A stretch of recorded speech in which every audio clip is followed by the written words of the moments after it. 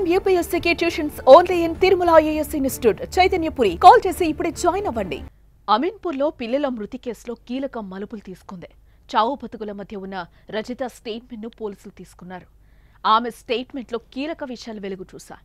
రాత్రి షాప్ నుంచి పెరుగు తెచ్చుకున్నామని, ఆ పెరుగుని నలుగురం కలిసి తిన్నాం, గొంతులో ఏదో పట్టుకున్నట్టయింది, అందరం కింద పడిపోయాం, ఏం జరిగిందో నాకు తెలీదు, నా పిల్లలకేమైనా అయ్యిందా అని రజిత అడిగింది.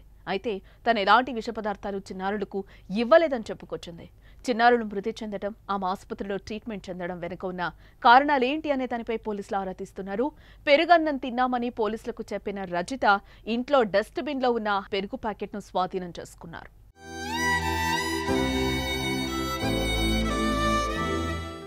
మరోపక్క చిన్నారుల తండ్రి చెన్నయ్యను పోలీసులు తమ అదుపులోకి తీసుకున్నారు.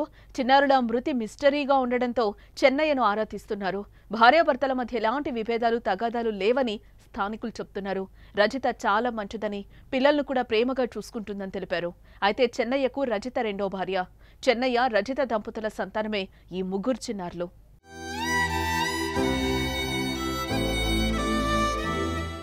మరోపక్క ఈ ఘటనపై సంగారెడ్డి జిల్లా ఎస్సీ పరితోష్ పంకజ్ మాట్లాడారు. ముగ్గురు పిల్లలు ఎలా చనిపోయారు అనేది పూర్తి స్థాయిగా తెలియదని, పోస్టుమార్టం రిపోర్ట్ వస్తేనే ఎలా చనిపోయారన్న విషయం తెలుస్తుందన్నారు. రజిత, చెన్నయ్యలను ఇంకా పూర్తి స్థాయిలో విచారించలేదని, ఏ విషయం ఇప్పుడే చెప్పలేమన్నారు. కాగా రాఘవేంద్ర కాలనీలోని ఇంటి నుంచి మరికొద్దిసేపట్లో చిన్నారులను మార్చురికి తరలించారు.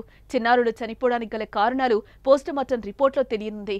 ఈ ఘటనలో పోస్టుమార్టం రిపోర్టే కీలకం కానుందని ఎస్పీ పరితోష్ పంకజ్ చెప్పుకొచ్చారు.